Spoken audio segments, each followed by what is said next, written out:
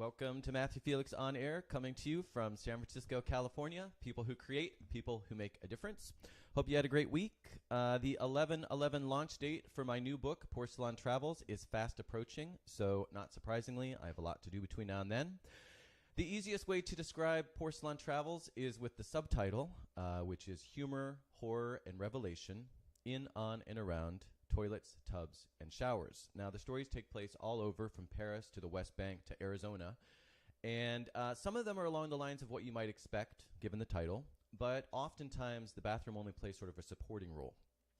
And some of the stories are funny, a few of them are probably shocking, and hopefully they're all entertaining, but of course I will let you be the judge of that. Next week, Sunday, 11/4, I'm going to do, the week before the book comes out, I'm going to do an episode. This episode of this show is going to be just dedicated to introducing Porcelain Travels to the world. And I hope to really have a lot of fun with that episode, probably humiliate myself a little bit. So please check in next Sunday, or tune in next Sunday to my show for that, to learn about my new book. Given all my lunch preparation, imagine my surprise when a friend told me that she had already pre-ordered my book, and I didn't even know it was available. And I said, it's not possible. You couldn't have pre-ordered my book. It's not out there. Well, it turns out the book is on Amazon. It's on Barnes & Noble. It's on, I'm sure, several other retailers as well. I didn't realize that. I'm using a new service this time around. So that's great. So if you want to pre-order, obviously, that would make me really happy. So feel free to pre-order. If you live in the Bay Area, please come by my first event for my book, which is going to be on Monday, November 12th, and it's going to take place at the Book Passage in the San Francisco Ferry Building. It's going to be a lot of fun. I'm really looking forward to it, and of course, I would love to see you there. Before we jump into today's show, I would like to mention some great upcoming shows that are going to take place. Like I said, next week is all about my new book, Porcelain Travels. But the following week, Linda Watanabe McFerrin will be on my show, and I've wanted to have Linda on forever. She is a very accomplished novelist, poet, teacher, San Francisco Chronicle former book reviewer, founder of Left Coast Writers, and much, much more. She's also just a great person all around, and she also happens to be the person who I workshopped my new book with. That's coincidence. Like I said, I've wanted to have her on for a long time. And besides, we're not going to talk about my book on that episode, other than in the intro, of course. But we're going to talk about a new book she has coming out, which is an anthology of all her writings. And like I said, she's done so much: novels, essays, poetry. So we're going to talk about her new anthology and lots of other stuff. On 11/18, Savani Babu is going to be on to talk about dark sky conservation, which I'm really, really curious to learn more about. And then on 11/25, so I guess that would be 3-ish weeks from now. No, what's today? Almost a month from now. I guess that's 4 weeks from now. Whatever it is, I'm excited to have someone on the show that I just met last week at a Litquake event. And his name is Willem Boot, and he's the founder of Boot Coffee. And I saw him in conversation with author Dave Eggers at Dave's Litquake event to talk about his book, Monk of Mocha.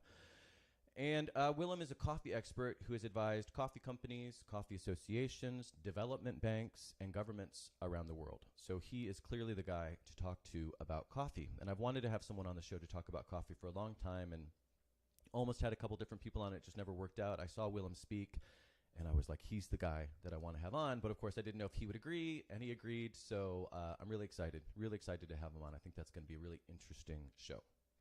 So lots to look forward to. Right now, though, I'm looking forward to talking to Anne Sigmon, so let's get to it. Anne Sigmon flunked jump rope in 7th grade, just heartbreaking, and washed out of college PE. Exotic travel was the stuff of dreams for a klutzy bookworm like her, until she married Jack and embraced the world of adventure travel, taking tea with erstwhile headhunters in Borneo, bunking with the Stone Age tribe in Papua New Guinea, and climbing Mount Kilimanjaro. But at 48 years old, Anne suffered a stroke caused by a little-known autoimmune disease. Now she's stuck with blood thinners and a damaged brain, but she's still traveling to remote regions of the world, from Burma to Iran, from Syria to Uzbekistan, and beyond. On her website, junglepants.com, she writes about her ups and downs as an adventure traveler with health concerns. And on her author website, annesigmon.com, Anne with an E, by the way, she blogs about stroke, memory loss, and autoimmune disease. Anne is currently finishing a memoir, Scrambling Back, which I had the pleasure of reading prior to today's show and had trouble putting down. It's a great memoir. I'm really looking forward to her getting this out into the world. But it's about surviving stroke, about resuming travel to remote corners of the globe after the stroke, and again, lots more. She's won lots of awards for the memoir, even though it hasn't been published yet, as well as her other work. And she's been published in Good Housekeeping, Stroke Connections, online on Good Housekeeping, the American Heart Association website, digital magazines, besttraveling.com, geox.com, Wanderlust and Lipstick, Southern Sampler, and on and on and on. And her stories have appeared in 10 recent anthologies. So clearly, again, she is getting her work out there, and it's great work. So check her out. She lives in the San Francisco Bay Area with her husband and frequent travel companion, Jack Martin. Welcome, Anne. Thank you, Matthew. It's wonderful to be here. It is. It's wonderful to have you. I was very excited when you said that you would be on the show, especially since the book's not out yet. And like I said, I feel privileged to have had the chance to check it out before most of the rest of the world. So thanks again for that opportunity. But tell us about, like I said, it's just heartbreaking. You flunked out of jump rope. So how is that possible? And how was that? I was such an uncoordinated kid. I just had no coordination at all. And seventh grade, it was this thing where you had these flipping and 2 different jump ropes, and I just couldn't do it. Couldn't do it. There were a lot of things I couldn't do. Okay. Couldn't play tennis. I was the kid who didn't get picked for the Sandlot team, and kickball team and whatever teams. Yeah. I just learned, stay away from it. Just stay real away from that stuff. Right. So how does someone you might have washed out of college PE, but clearly you have stamina because you managed to typing 15 words a minute, and we're going to talk more about that. You managed nonetheless to write a 70,000 word memoir. So how does someone pull that off? Just bird by bird, as Anne Lamott famously said, just, picking away, and having lots of encouragement from the writing community. Right. You mentioned Linda, who is, I've been working with Linda for years, and she's had so much faith in me in this book, and she's been an encouragement and, a kick in the pants when necessary. And she knows the right balance between encouraging and kicking. Yes. Lovingly kicking in the pants. That's right. So why write the book? I didn't start out. I started writing after the stroke as a form of therapy, trying to get my use of words back.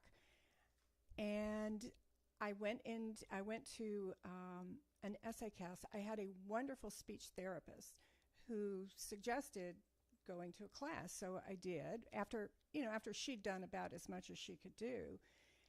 And I didn't think I was going to write about the stroke, but that's just what came up. Mm-hmm. And I wanted to write about, my stroke was caused by some risk factors that especially affect women that most women don't know about, and right. especially and at that time. Yep. And we'll talk about those later, but I wanted to get that word out. Yep. And once I got the Good Housekeeping piece published, which talked about what happened the morning of the stroke, then I just went on, and it turned out to be a book, and it's taken me 15 years. 15 years. 15 years. Yeah. Well, my novel took 10, so that's maybe a little longer, but these things do take that long. Yeah. Interesting. Okay. So let's not assume that everyone knows what stroke is. It's just, we throw the term out there, and I think everyone probably knows someone that's had to, because it's so common. But can you tell us sort of specifically what is a stroke? It's when part of the brain can't get oxygen. Mm-hmm. And by far the most common stroke, called ischemic, is caused by a blood clot. So there's a vessel in the brain that gets stuck, and so the cells can't get oxygen. Right. And that is what causes the immediate effects, and depending on how bad it is, what can result in the long-term effects. Right. And then there's another type of stroke as well. Yes, that's called hemorrhagic, and that's when a vessel bleeds. Okay. And that's that can be all strokes can be devastating, but that's really hard. And that's the worst of the two. I forget the statistics, but they're relatively rare. Okay, and you just pointed out a second ago that we talk about the symptoms for women can be different. You talk about in your book. I just thought this was interesting because we know about inability to speak, numbness, dizziness. Those are some of the common symptoms. But you talk about in your book, I just thought this was interesting, that stroke in women is different. This is a quote from Lynn Goddess. Mm-hmm. And she said in your book, stroke in women is different, sometimes not even recognized in the ER. Things like nausea, chest pain. Most people don't even know the common symptoms of stroke, like slurred speech. They don't know how crucial it is to get to the ER fast. They don't know about TPA, which we're going to talk about, which is a drug, an anti-clotting drug. But just a few statistics that I found on Wikipedia, because I love Wikipedia, and it just kind of adds some perspective, right? So in 2013, approximately 6.9 million people had an ischemic stroke. 3.4 million people had a hemorrhagic. Okay, you're going to say those two words for me every time they come up in this conversation. So 6.9 to 3.4. So that's at least in 2013. Then in 2015, there were about 42.4 million people who had previously had a stroke and were still alive. 42.4 million. Between 1990 and 2010, the number of strokes which occurred each year decreased by 10% in the developed world, increased by 10% in the developing world. 2015, the last statistic that I'll share from Wikipedia, stroke was the second most frequent cause of death after coronary artery disease, accounting for 6.3 million deaths, or 11% of the total deaths. So, stroke is a big deal, and it's really common. Very big deal. It's very common. Yeah. It's devastating. It's absolutely devastating. Right. So let's get now to your story, and we're going to talk about some of the ways it's been devastating to you, and then we're also going to talk about a lot of ways you've moved beyond it to the extent that's possible. But before we talk about your specific story regarding the stroke itself and what followed, tell us just a little bit about your life before the morning of January 30th, 2002, just to give people sort of an idea.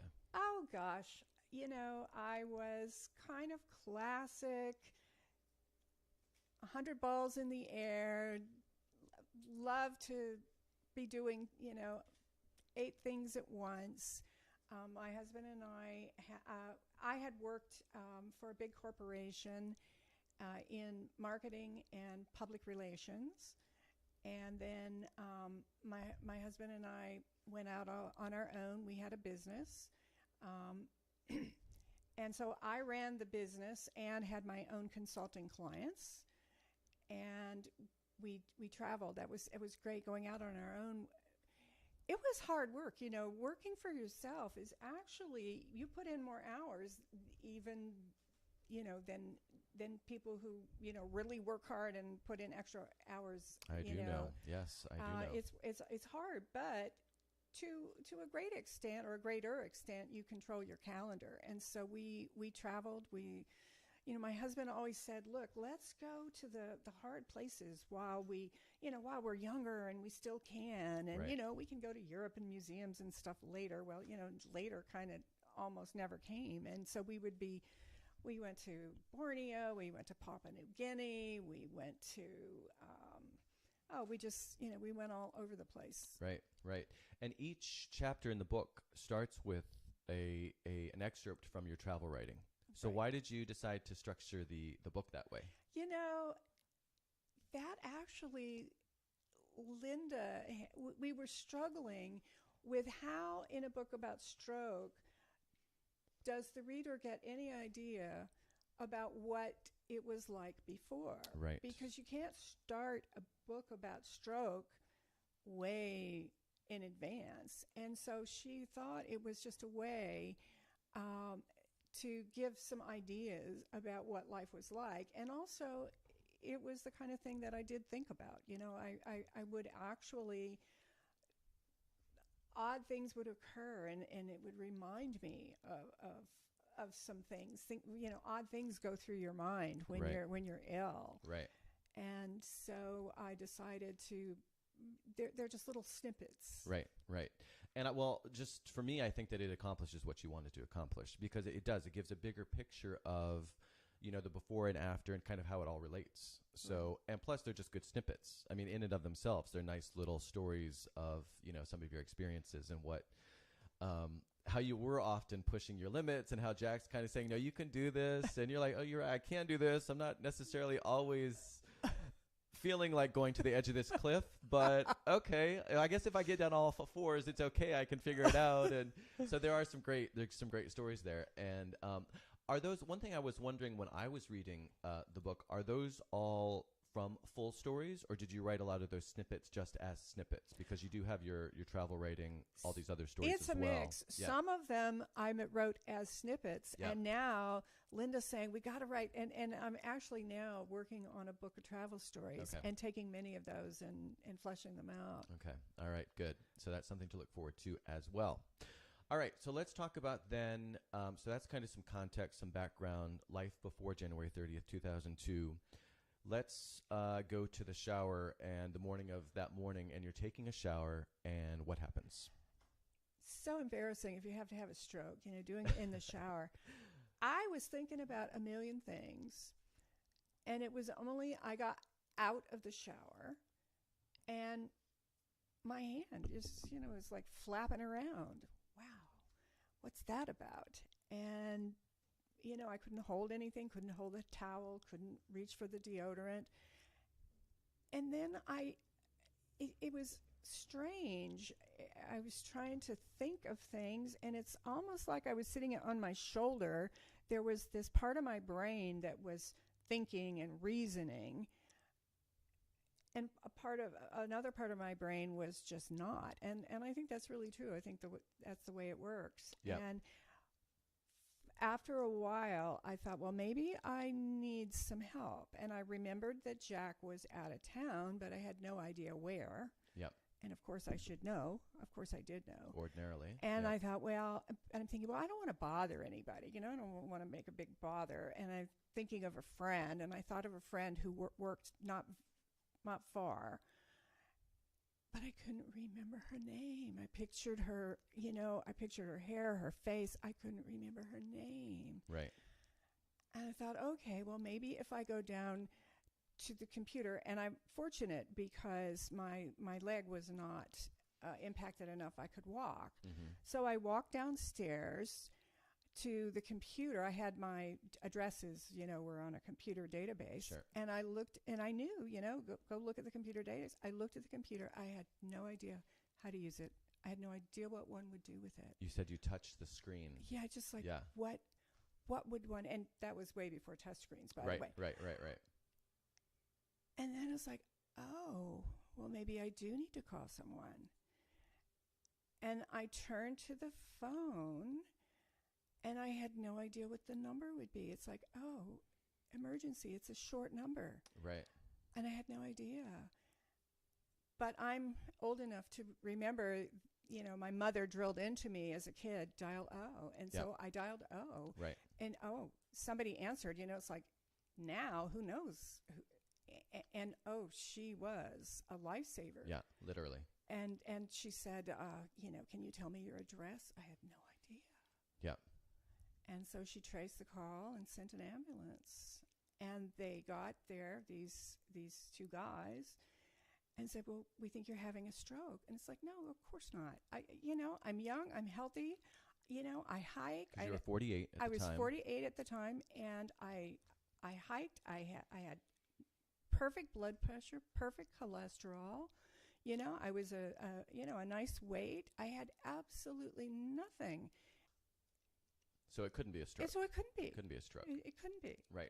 So they take you to the hospital. They took me to the hospital. And even once you get to the hospital, you still have this reaction of they're telling you, we think you had a stroke. And even then, you think it's just not possible. It's not possible. Yeah.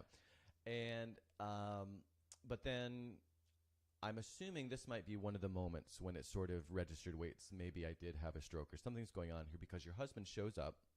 And what happens when Jack shows up? Well, this is hours later. Okay.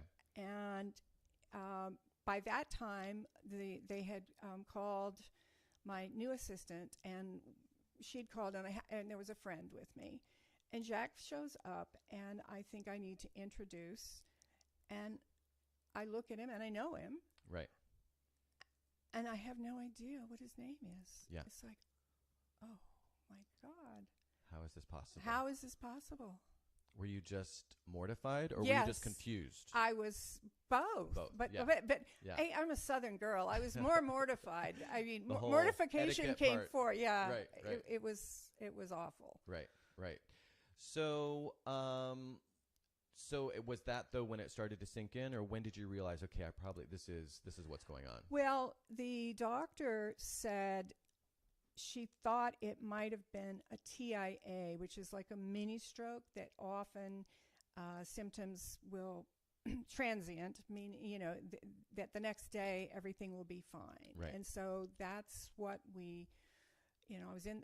They kept me in the hospital because they needed to find out what this was about, because there was no obvious reason this should Right. have happened. Right. But it wasn't just transient. It was not transient. It Right. was a stroke. Right. So it turns out it was a stroke.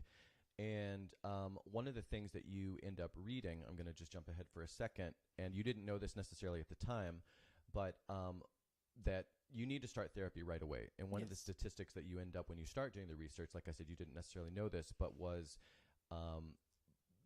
by a Dr. Berkman, and I don't have the name of the book. I have it later in my notes. But anyway, he said in the book you're reading, quote, by the end of 3 months, 95% of stroke patients had achieved the most functional recovery they could ever hope for.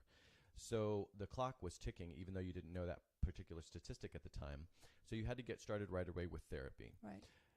And I'm curious, did you, in the end, that 3 months, and we're going to talk about some of the specifics of the therapy, but for you, did that 3-month statistic hold true? Is that when most of your recovery happened, or? This is very important, and something that I would say to people who have had a stroke. It is very important that you get started right away. Mm-hmm. And it's very important to not let shock and depression set you back. Mm-hmm.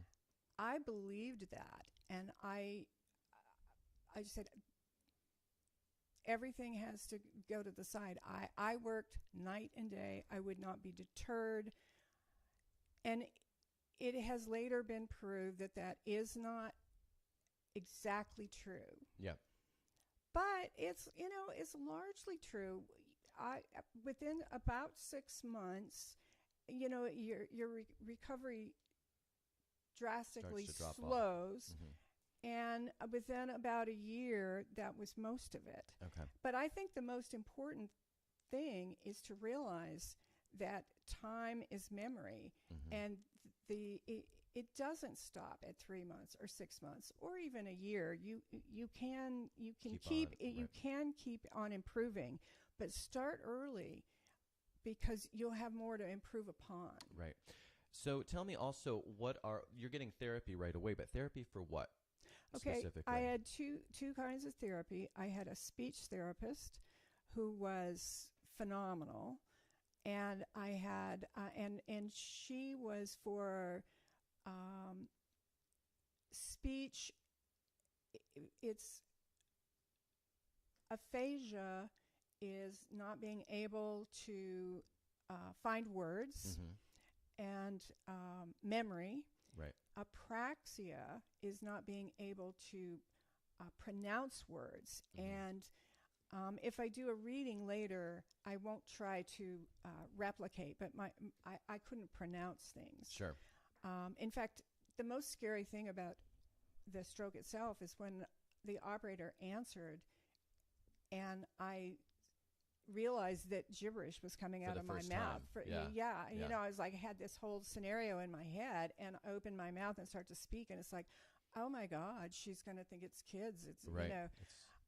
and so I had that, and then I had a separate therapist working on. They call it apraxia of motion, but my hand was pretty useless, and so I had a separate therapist for that. Okay. And it sounds like the physical stuff was mostly your hand, because that's what you talk about mostly in the book. Mostly, right. Yeah. My leg just a little bit, not much. Okay.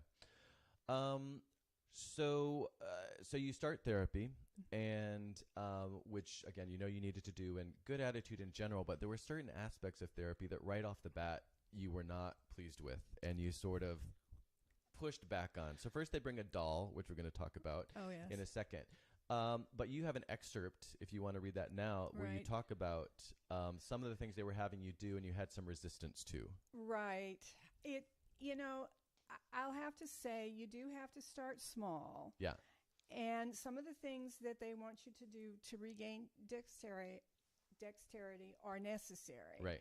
But sometimes you do feel like you're being treated like a child. Right. And can I ask you, when you read, you're going away from the mic. Can you scoot over a teeny bit? Yeah, great. Thank you. All right. We want to be able to hear it all. Okay. All right, go for it. So this scene takes place about 3 weeks after the stroke, and Jack was traveling for work, and my sister Ellen had flown out from North Carolina to help. I was absolutely freaking out about this hand because, once I could get a spoon to my mouth, the only thing I cared about was typing on the keyboard. Right. That is the only thing, because I had to do that. I thought I was going to get back to work at my job. Right. But the occupational therapist, Dina, was resisting. So I had asked Ellen to back me up. So this scene. Ellen's your sister. Yes, right. Right. So at Monday's therapy appointment, I jumped right in. Dina, we need to talk about typing. Let's focus on crafts first, she said. They can help you regain dexterity. Crafts? Do you like to knit? She smiled. No. Crochet?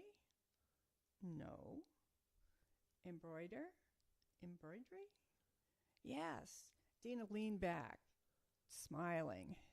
My sister covered her mouth with her hand. I couldn't help it. I laughed, a full-on snicker. I thought about the crude embroidered pillows I'd sewn for my mother the year I graduated from college. Loose, hesitant stitches outlined crooked Christmas trees and sagging holiday bowls. That was the last time I'd touched a needle. Absolutely not. Well, what do you enjoy? What are your hobbies? Hiking, photography, travel, adventure travel, writing at the computer. Well, she said, what about braiding? You could braid potholders. Yes. I sat stock still, sucking air, looking first at Dina, then at my sister. Potholders? She wants me to braid potholders, ratty potholders, like the ones I made at Tanglewood Girl Scout Camp in 1963.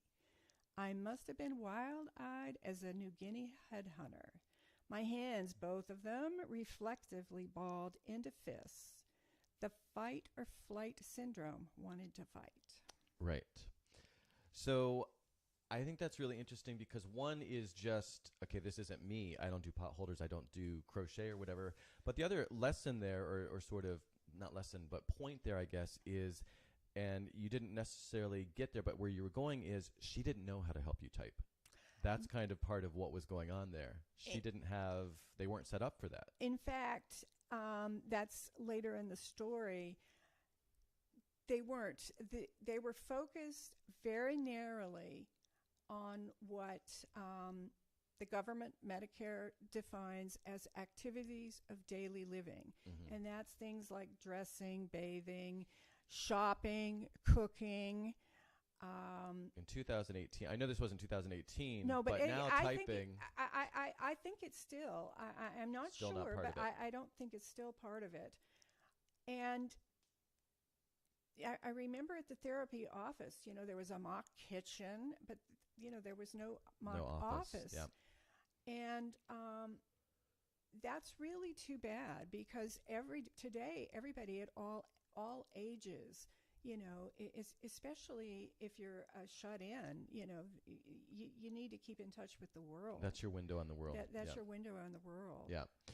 Okay, so quick question before we wrap up kind of the therapy part, and of course we could go on and on about that. But so the therapy was mostly physical and in speech. I'm just curious, and I didn't see anything about this in the book, and I think I know the answer, but I'm curious. Memory loss.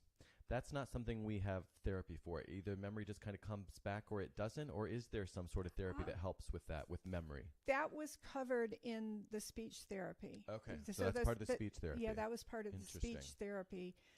I'm forgetting what we did. Perfect. Yeah, because we're talking about memory. Yeah. We're talking about memory. I was so focused on words. More on that part. And math was part of that too. And yeah. I still can't add because I put so much effort into words and memory that I figured I can always use a computer. I was going to say, that's what calculators and computers are for. That's okay. Right. So let's talk, because I think because it really encompasses a lot of different aspects of this whole experience, is related to identity and sense of self. And like you said, and the reason I had you talk about what was life like before the stroke is, like you said, I forget how you said it, but you're spinning 10 plates or 100 plates or whatever it is, and you're multitasking, you're doing all these things, overachiever, go, and all of a sudden you can't do that. Right. And so that impacts, of course, our sense of self. And that, for me, would obviously be one of the hardest aspects of this sort of experience. So I want to go back to the doll for a second. And I want to read a quote from your book about the doll. And the doll, again, was used in your therapy. And here's a quote from the book. Quote, "Not a doll. Please don't tell me I'm supposed to play with a doll. By age 10, I'd already defected from dolls. Now I was faced with Terry's smiley-faced Moppet. Great fun if you're a preschooler." Do you remember what you named the doll? Beastie. Right. So obviously, again, you're not into the doll. And a lot of the challenges resulting from the stroke, obviously, are along those lines.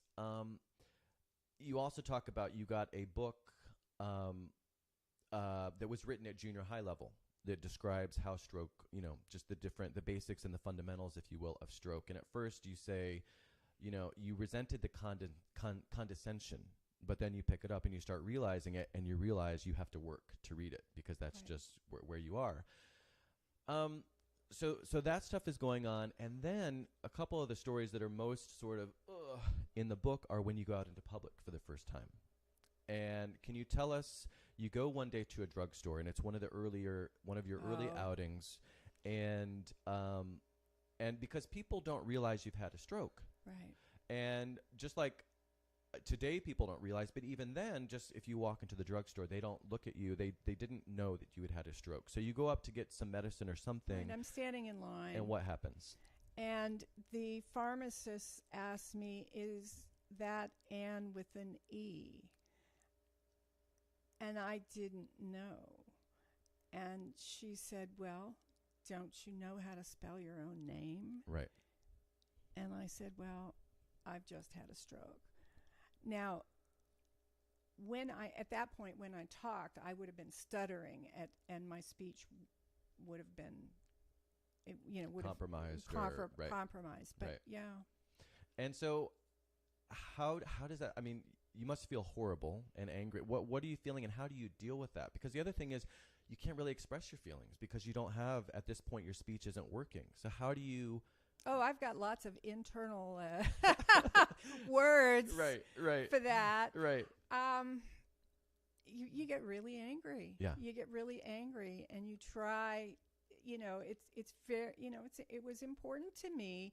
And I believe my sister was still there at the time, and my sister was this wonderful help in terms of keeping calm. Mm-hmm. She's so different than I am. She's calm like my dad was. Uh-huh. And it was just, you just have to keep calm. And for me, it was keep the eye on the prize. The prize is to get better.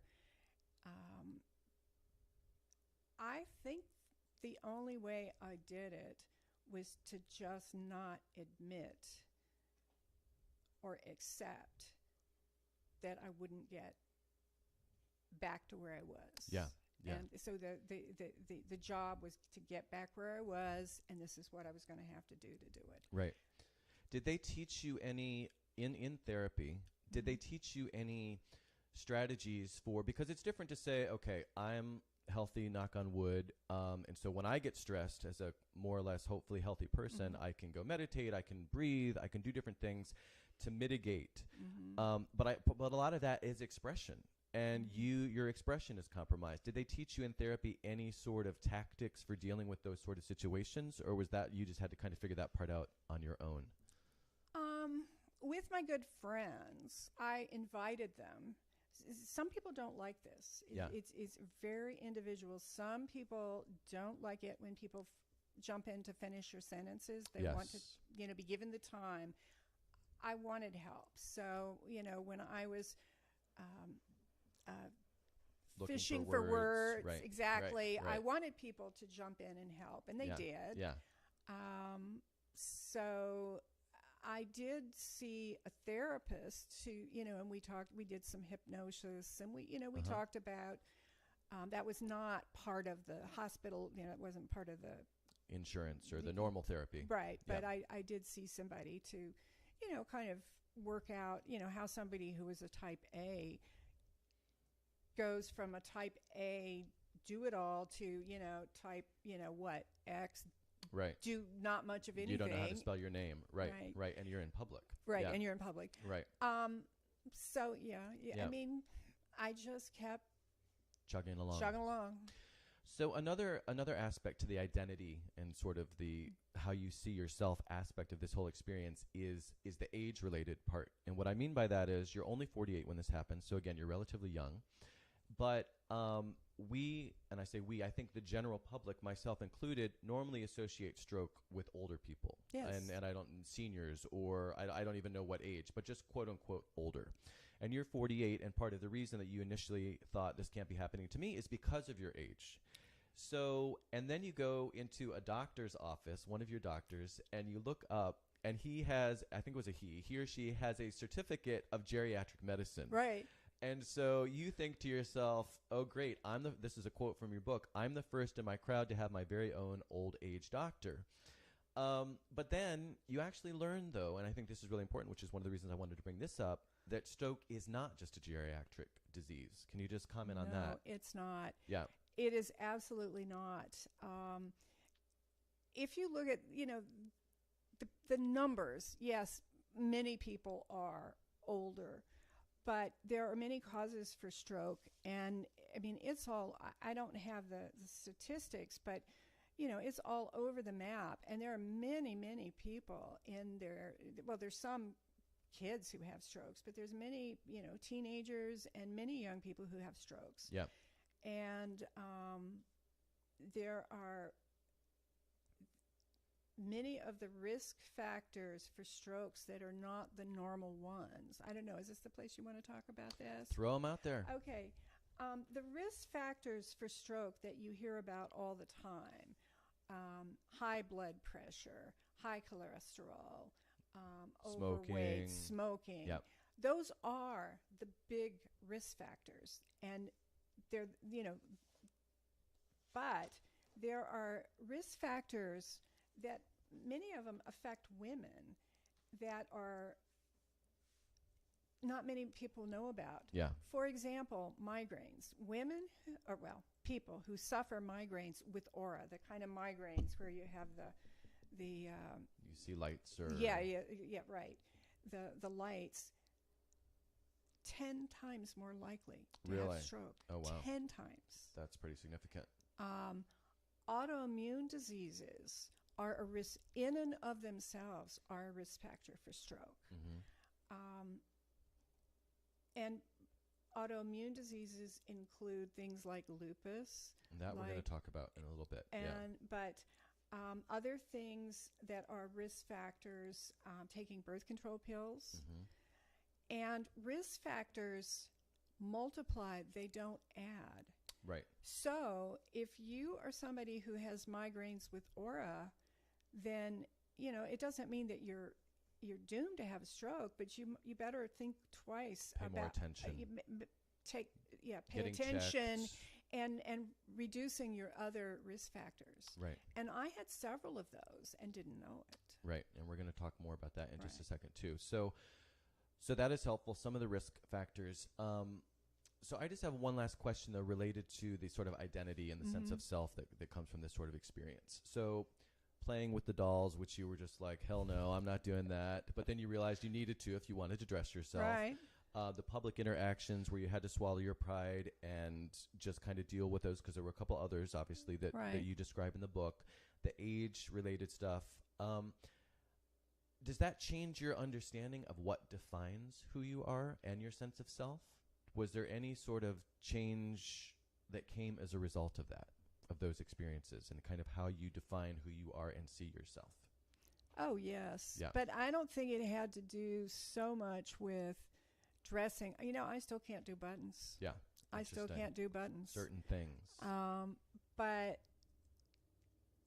I'm not sure that I even remember that I can even get in the head of the person I was before, because so much of how I defined myself had to change. Right. And I think getting into writing helped a lot. Right. And so that sort of, maybe to put words into your mouth, but sort of took over certain areas whereas before it was career, you discovered writing rather, and and so you sort of reinvented yourself in a lot of ways. Right? Absolutely. Right. I reinvented myself, and in fact, I had this long-term career plan that I would do the corporate thing, and then I would do consulting, and then maybe I would do some writing, and I didn't imagine that it would be like this, but I had always loved to write, and it had thought maybe I would get back to doing it more seriously. And of course, these circumstances are quite different. But I just got attacked by a bug. Uh-oh. Sorry, that's what that was. It's on my keyboard now. Okay, let's change gears a little bit. So that's some of the kind of the immediate stroke-related stuff, the therapy, the sense of self, all those different ramifications. But then I don't know exactly. I don't remember the timing off the top of my head, and I don't have it in my notes. But you end up getting a couple more diagnoses as they're trying to figure out exactly what caused this stroke. One of them was you learned that you have you've inherited a genetic marker called factor V Leiden, which puts you at a predisposition to forming blood clots. So that was part of it. But then you also get something that you just touched on a little bit and want to talk a little bit more about, which is you realize you have an autoimmune disorder. Right. And that was a big part of it. Can you tell us about what that was and just a little bit about the disorder? It's not just part of it. It's the big actor. It's the big thing. It's what caused the stroke. And it's the biggest thing that I deal with today. It's an autoimmune disease, and it is unpronounceable, something I had never heard of. Yeah. It's called antiphospholipid syndrome. And she has the mug for those who are listening, not watching. What? She has a mug. Yep. Really, lupus is easy. That's an easy one. But antiphospholipid syndrome. It's a mouthful. It's a mouthful. Yep. And it is all autoimmune, or most autoimmune diseases are in and of themselves a risk factor for stroke, but this actually causes blood clots. Right. In this disease, it makes antibodies that it's so complicated, but basically it messes with the clotting cascade, and it makes your blood want to clot. Right. When it shouldn't. Right. And it can be clots anywhere. It can cause miscarriages, which I had in my 20s, and which, my doctors, when I was diagnosed with this after the stroke, the doctor, the neurologist at the hospital sent me, did a bunch of blood tests, sent me to a hematologist. And he did this long history of, practically everything I'd ever had. Right. And he pieced it together that I'd probably had this since my 20s. Right. And it had just gone undiagnosed. And it had gone undiagnosed. I just want to say something really, because this is from the book, and I don't want to say I loved this because it was very bad news, but I like how you described it. So the doctor comes back and says, your antibodies for this condition are very high. A reading over 10 is considered significant. Yours are over 100. And you say, how much over? And they say, the doctor says, we don't know, the scale stops at 100. So you were just completely off the charts. Right. And that's, again, when you knew there's really something very serious going on here. I don't know if you said this, but APS, the nickname, just to give people a really good idea, is sticky blood. Sticky blood. So that just kind of gives people a really good image. And again, like you said, it causes the blood clot when it shouldn't. One thing I'd like to say, though, just again for people who don't know, autoimmune disease. What is autoimmune disease? Because you've mentioned lupus. There are a whole bunch. There are.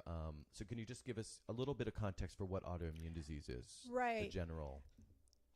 Basically, it's when the body gets confused. The body makes antibodies, white blood cells, to fight off invaders. When you get a cold, Right. or if you get injured, you get cut, the immune system goes to work to fix it. Right.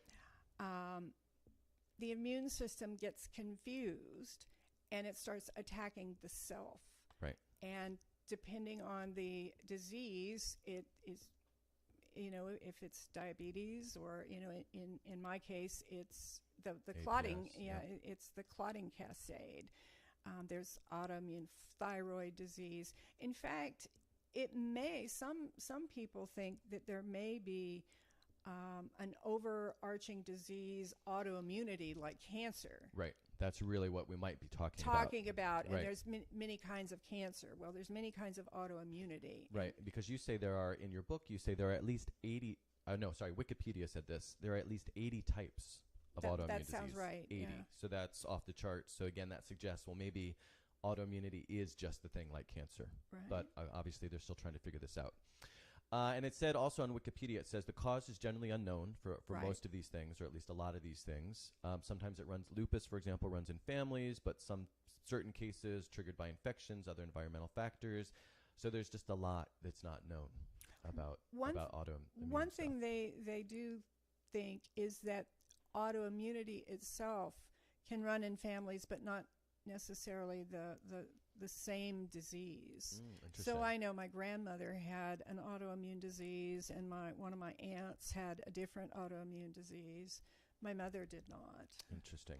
Well, and that also brings up a good point that I got again. Although this one is from your book.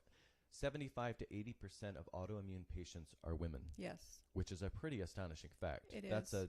That's a really significant percentage, obviously. And they're looking at the hormonal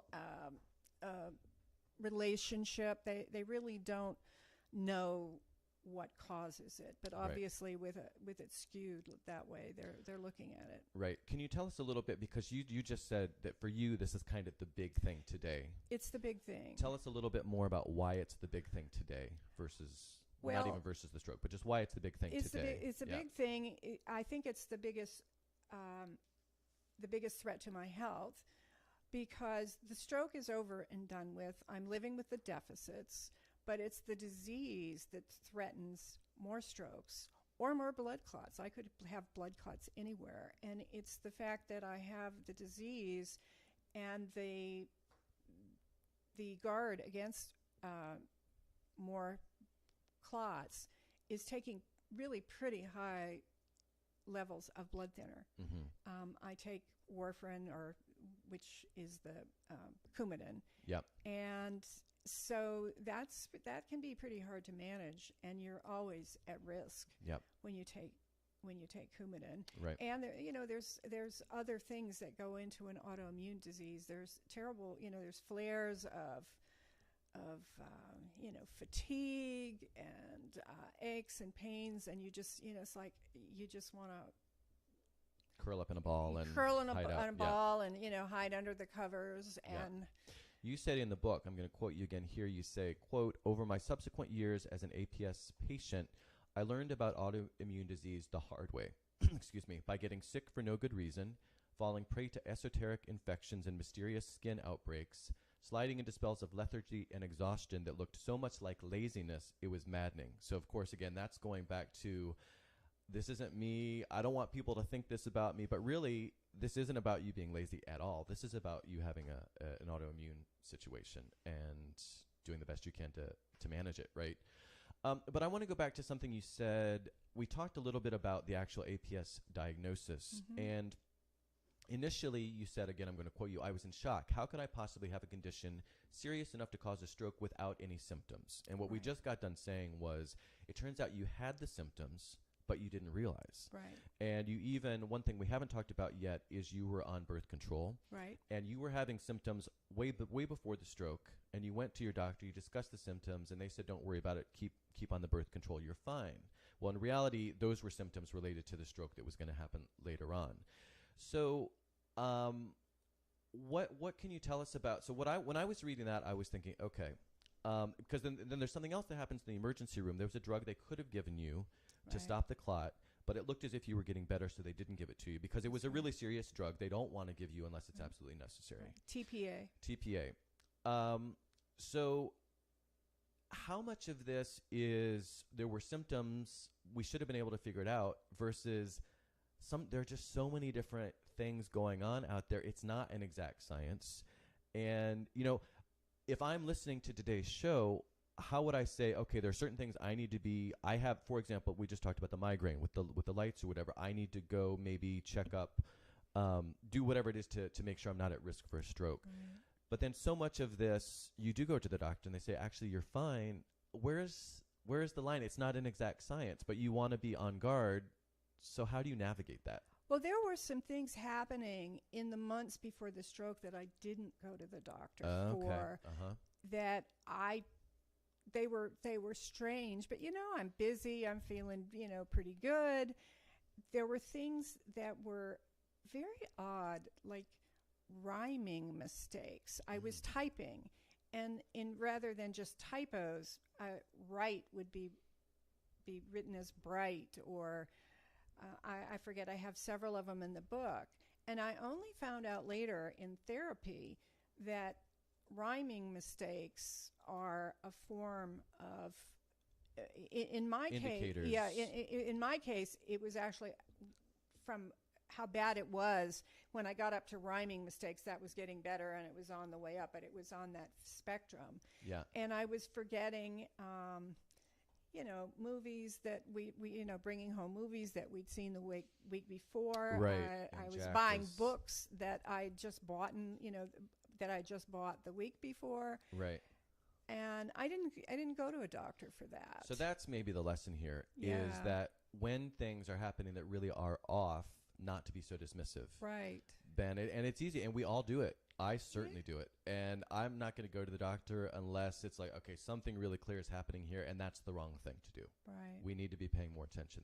Sounds like that's kind of the lesson. Right. And it still is an exact science. I mean, there still are things. You might have certain symptoms, and they might not figure it out, but they might figure it out, and you need to go in case. And those early things that I went to the doctor for, see, APS was identified by Dr. Hughes in 1983. And it was, it's been very new. And so some of the stuff that was going on with me was right around that time. It may be a little later, but the word hadn't gotten out. So it just kind of predated all of this. Right. Okay.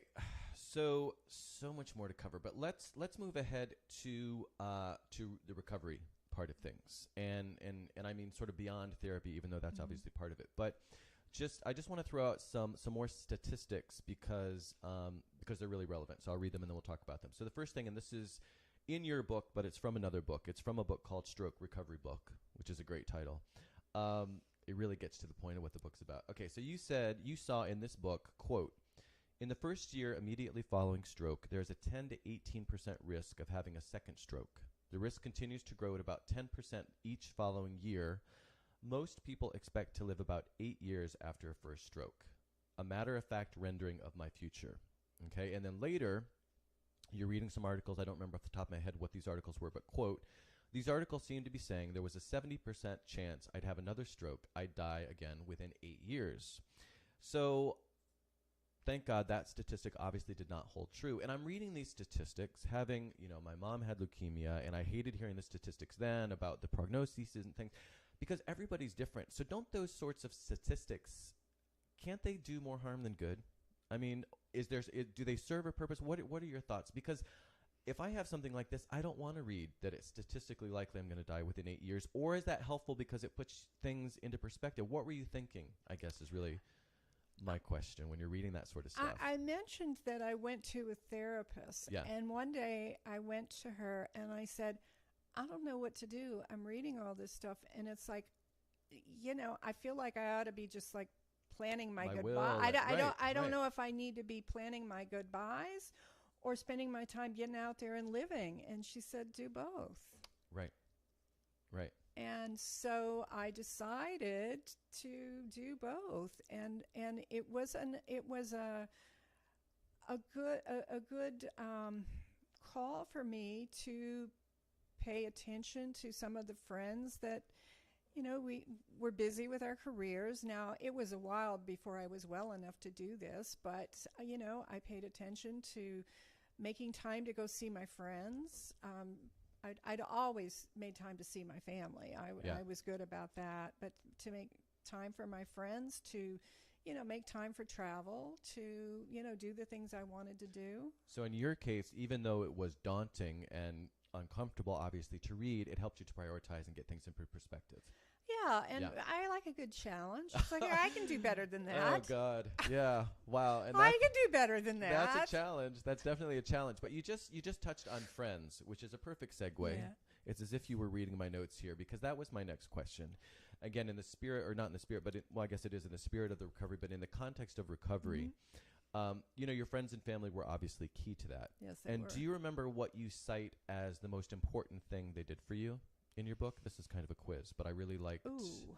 And if not, I'm going to prompt you on this one. Well, I'm not sure what I... Yeah, what would you say now? And then I'll tell you what you said in the book, and we'll see if it's the same, because I'm curious. Because I really liked what you said in the book.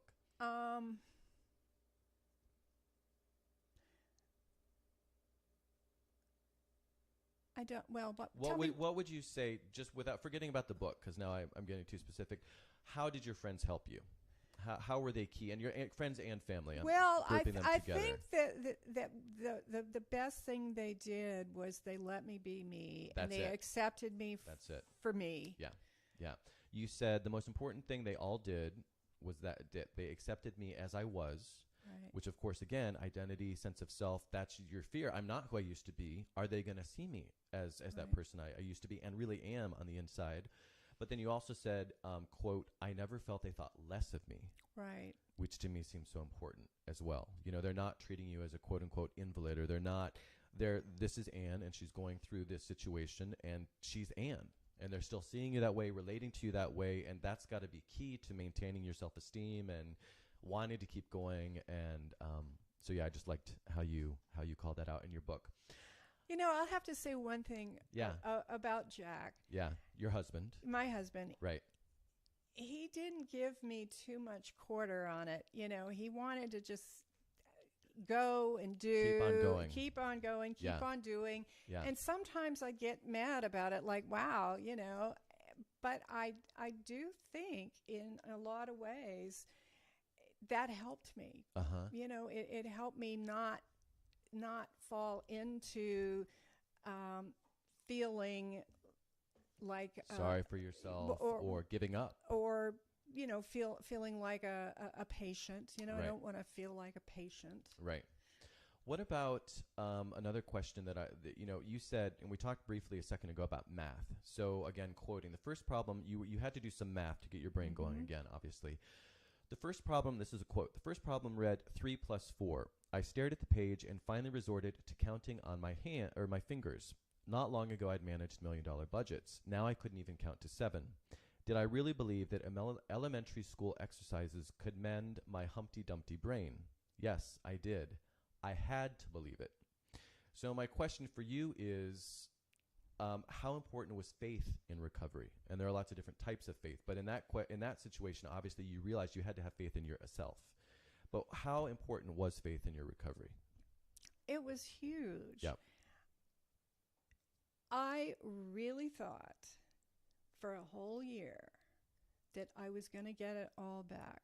Yeah. I absolutely thought I was going to go back to work doing what I did. Mm-hmm. And I just put my head down and went for it. And it turned out I couldn't. Yeah. But I had faith in myself, and I think that allowed me to get a lot more back than I might have otherwise. Mm-hmm. Mm-hmm. Okay, and so you didn't go back to work like you said, but you did go back to traveling. I did. And she says with a big smile, as indeed she should say with a big smile. Do you remember the first, I'm just going to tell you, so the first trip post-stroke was December 2002, and that was 11 months after. Right. So Jack, again, is kind of keeping you moving forward. Mm-hmm. Were you ready at 11 months after? Seems pretty soon. How were you feeling when he said, I'm ready to get you back on a plane again? How did you feel? Were you ready? Were you trepidation? I had trepidations. I always have trepidations, you know. Yeah. I have trepidations about climbing mountains, about, Good. You probably should. Yeah. a lot of things. Yeah. But, and it's that whole thing about courage isn't not having fear, it's facing the fears, right? So you had the trepidation. He says, we're going to go. And where were you guys going to go? Where was your first trip? China, I think, Shanghai. wasn't Shanghai. Mm-hmm. Yeah. And so you did it. And how did the trip go? I mean, was it? It was worked great. out? Yeah. I loved Shanghai. Yeah. I absolutely Never been. loved Shanghai. Yeah. And we went to Suzhou and Hangzhou, and we went to some crazy mountain. Isn't that the one that we went to some mountain where we took a cable car up? Okay. And then there was some weird little cars that you jump in these little cars to go down. And Jack said, "Oh, let's do it." And it's like, no, I can't do it. I'll get hurt, you know, taking Coumadin and blah, blah, blah. Oh, you know, don't be a wuss. Get in. Let's do it. And Right. I have this photograph of myself, you know, in that thing waving. And, you know, once I decided to do it, it's like, oh, heck, let's just do it. Right. And that was it. Okay, I'm going to do it. So, but did you have to change things to travel? Were there ways you had to travel differently, or did you just do it? Yes, there's some ways I have to travel differently. Blood thinners are a big deal. Yeah. And I have to pay a lot of attention. I have to get my blood checked. I have to Before you be go. sure. Yeah, and Or even just ongoing, you have to, right. But I have to be sure, especially if it's going to be overseas, that things are really, really steady before I go. Mm-hmm. And well, it's not so much of a problem anymore, but I have to be sure that I've got seatbelts in anything that I'm, you know, any car. Mm-hmm. And some parts of the world, that's, you know, Not a given. It's not a given. Yeah, yeah. And I just, you know, I have to maybe moderate my activities a little bit. A little bit. So on one of the trips, though, so you decide just to do it, and yes, you have some fears, but you don't want to stay at home, and Jack's going, and he's saying, you're coming with me, and so you do it. But on one of your trips, one of your worst fears does come true. What happened in Crete? Oh, yeah, in Crete. I had a TIA. Which is a mild stroke. A mild mini stroke. Right. We think. I mean, I didn't go to the hospital or anything, but I Yeah. was sitting there, most romantic place, most romantic dinner, sitting there, you know, with the Mediterranean. the and Mediterranean and the music going, the Greek music going, and all of a sudden, you know, my hand is feeling numb, and I just sat, you know, we just sat there. I told Jack, and he said, well, what do you want to do? And I said, well, let's just sit here. And my words were a little bit slurry. But then we sat, and it passed, and it was scary, and you continued on. We continued and you didn't on. cut your trip short. You just, Mm-mm. yeah. And so you said in the book, quote, about that experience, I could have taken that TIA as a signal to stay home in the future, but I decided that's not how I want to live. I took it instead as a signal to go now while I still can. So rather than deterring you, again, in this roundabout way, it sort of encouraged you. Right. Because it's just this reminder, you can't take this for granted. You do have your health, and so keep on going. That's right. Right. And that's inspiring And brave. And you know what? I've been doing this for 16 years now, and with really, I mean, there have been, you know, a couple scary things. I've had some bleeding accidents. Yeah. But nothing awful. And look at all the stuff I've done that I wouldn't have done if I'd stayed home because I was too scared. Right. Well, it reminds me, and I think you do talk about this in your book. It reminds me of when there's terrorist things that happen and people say, and you're getting ready to go away someplace, and I've had this happen to me multiple times, you've had this happen, people say, well, X just happened, aren't you afraid to go, because shouldn't you stay at home? And it's that whole thing of, well, first of all, it already happened. Secondly, we can't live in fear. Well, I'm not going to let them win. Right. And the other thing I always say, and I've said this on the show a couple times before, is the only place I've ever been held up at gunpoint is here in San Francisco. Right. By the way, and so I think that's great. So we're running out of time here, and this is we're kind of coming to this point anyway. But where are you today? And we kind of, like I said, you just said you've been doing this for 16 years. You're still doing the traveling, but how would you kind of summarize where you are today? Well, I'm feeling pretty good, although Awesome. I there are times. I had a terrible bout in January where I was very sick With the autoimmune with stuff. the autoimmune stuff, and that really is more of an issue for me than the actual stroke today. Right. But I kind of use writing to write my way out of it. I was working on something, and I wrote my way out of it, put it into a story I was writing that ended up touching some people, and that was just a really great a really great experience for me. Right. And won an award, and I'm kind of segueing because we have it's going to be in a book that's coming out. Throw it out. Do the plug. Yeah, it's going to be coming out in December. It's called Wandering in Cuba, and it's one of the Wandering series. Yeah. Oops, I don't have that. It's going to be December 3rd. It's going to be the publication date. Publication date, and we're going to have a launch at Book Passage in that Puerto sounds Madera. familiar. Okay, all right, that sounds familiar. And that's in December. December 3rd. December 3rd. Okay, well, I will be at the Book Passage, Puerto Madera, December 7th. Okay. So just since we're doing plugs, I didn't plug that one at the beginning, but yes, I will be at the Book Passage, Puerto Madera on the 7th with Erin Byrne, and we're going to be talking all about Morocco. So she has her Morocco anthology. You're doing your Cuba anthology with Linda, I think, right? And I'll be talking about my Morocco book with her anthology, so our 2 books. And coming up, I'm going to Morocco with deep travel workshops with which was the prize that I won from the Book Passage. You won the trip with them. I won the trip. Nice. So, I didn't realize you won the trip for that. And I have your book from Morocco. Oh, you have my book? Of course. Oh, thank you. And so I'm so excited. So that's one of the things I'm going to do next year. Okay, I love it. This was not intended to be a plug fest. This just happened accidentally, but it's all good stuff. All right, and we'll talk about Morocco when we're done here. But we do need to wrap up. But I want to read. I just asked you where you were today, and you told us. But I want to read. There's several quotes. I have 5 quotes about where you are today. But I'm just going to read this one in the interest of time because I think it's a great one. Quote: "I am not the woman I used to." And this might be the very end. This is really close to the end of your book. You say, "Quote: I am not the woman I used to be." Again, that whole thing we were talking about a lot about identity and sense of self. "I'm not the woman I used to be, and this is not the life I imagined for myself. For those of us unlucky enough to fall in stroke's path, the only silver lining I can see is the one we make for ourselves."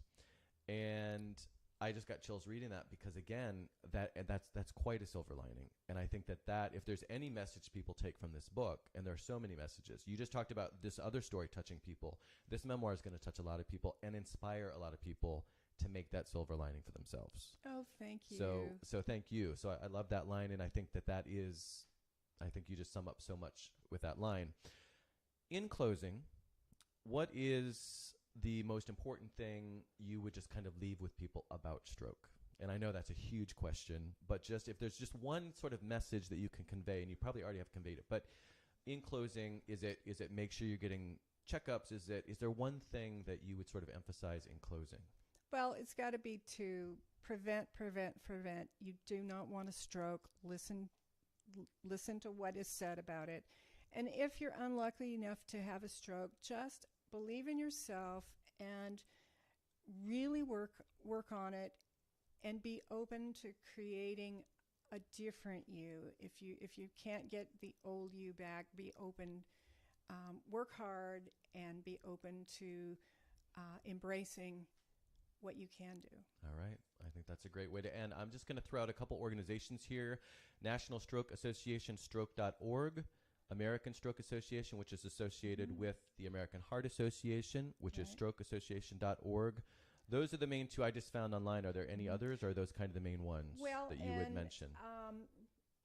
Antiphospholipid syndrome, for that one. APS Yes. Foundation of America. Okay, yep. For the autoimmune, the APS one. And the autoimmune association. Okay, and then I want to throw out your links for you. Again, junglepants.com, as I mentioned, and that's mostly about your travels. Right. And then annsigmon.com is more about this kind of stuff we've been talking about today, and still some travel, but that's sort of how it sounds like they're broken up. And thank you so much for being here today. This is great. Well, thank you for having me. It's been fun. All right, it has been. Thank you. All right, that's all for today. Unfortunately, I could keep talking with Anne for much longer, but alas, we must wrap things up. So next week, my guest is me. Like I said, I'll be doing a special episode dedicated to my new book, Porcelain Travels. Thanks again to Anne, author of the forthcoming memoir, Scrambling Back. And last but certainly not least, thank you for listening and watching. I really appreciate it.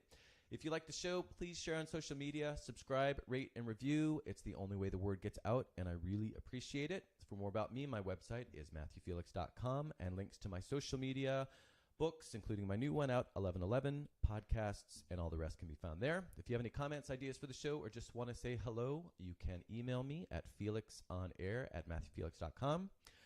Thank you again for watching and listening, and have a great week.